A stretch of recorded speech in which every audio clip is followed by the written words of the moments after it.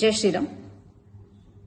టాలీవుడ్ ఇండస్ట్రీకి సంబంధించి ఒక ప్రముఖమైన కొరియోగ్రాఫర్ షేక్ జానీ బాషా, జానీ మాస్టర్ అని పిలువబడే ఒక కొరియోగ్రాఫర్ సెక్షువల్లీ అసాల్ట్ చేస్తున్నాడు అని చెప్పి ఒక జూనియర్ కొరియోగ్రాఫర్ పోలీస్ స్టేషన్లో కంప్లైంట్ ఇచ్చినప్పటికీ ఇంతవరకు పోలీస్ యంత్రాంగం గాని రాష్ట్ర ప్రభుత్వం గాని దానిపై స్పందించకపోవడం చాలా దురదృష్టకరమైన విషయం.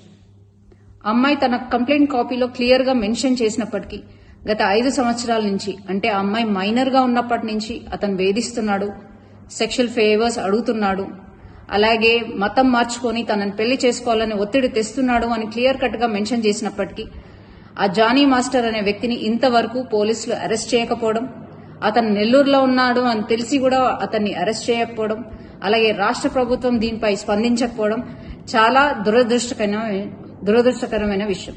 ఇది క్లియర్ కట్ గా లవ్ జిహాద్ కేసు. ముస్లిం అబ్బాయిలు హిందూ అమ్మాయిలను ట్రాప్ చేసి వాళ్ళ మతం మార్చి వాళ్ళని చిత్రహింసలు పెట్టే ఇదొక ప్రక్రియని రోజు రోజుకి ఎక్కువైతున్నప్పటికీ కూడా మన రాష్ట్ర ప్రభుత్వం నిమ్మకు నీరెత్తినట్టు కూర్చోవడాన్ని భారతీయ జనతా పార్టీ మహిళా మోర్చా తీవ్రంగా ఖండిస్తుంది.